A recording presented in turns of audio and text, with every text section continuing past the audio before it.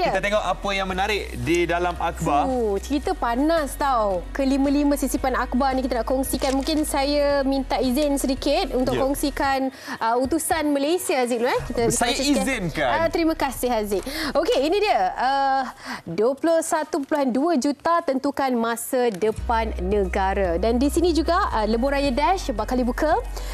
Alat kalis bunyi sepanjang 260 meter dipasang pada Lebuh Raya bertingkat Damansara Shah Alam Dash berhampiran Damansara Perdana bagi mengurangkan pencemaran bunyi. 10.15 minit pagi akan dibuka Lebuh Raya Dash, yang mana pastinya mereka yang ride, saya nampak ada juga posting mereka tak sabar untuk laluan ini untuk menyaksikanlah teknologi dan juga kecanggihan Lebuh Raya terbaru yang katanya alat kalis bunyi dipasang sepanjang 260 meter pada Lebuh Raya bertingkat Damansara Shah Alam Dash.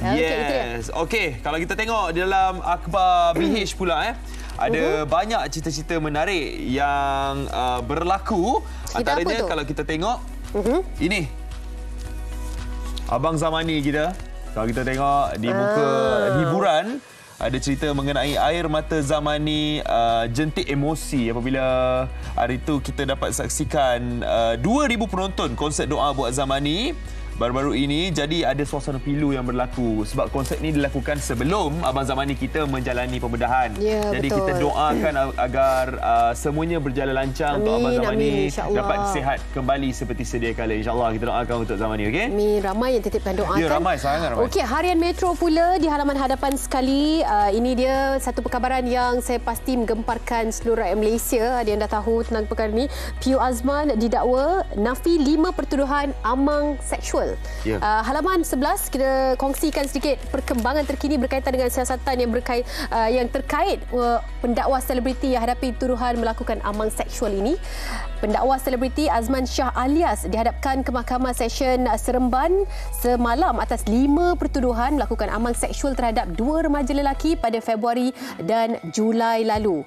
Dan tertuduh melakukan perbuatan sama terhadap mangsa berusia 16 tahun 10 bulan yang dilakukan pada 6 Julai 2022 antara jam 3 hingga 5 pagi di ruang tamu rumah sama pada 5 Februari 2022.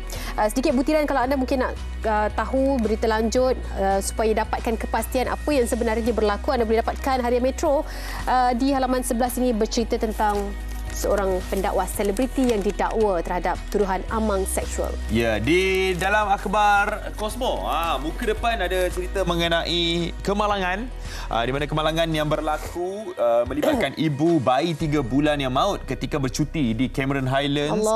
Dia punya tajuk dah menyentuh hati kita. Memang sangat-sangat menonton hati, di mana kami tak sempat makan strawberry.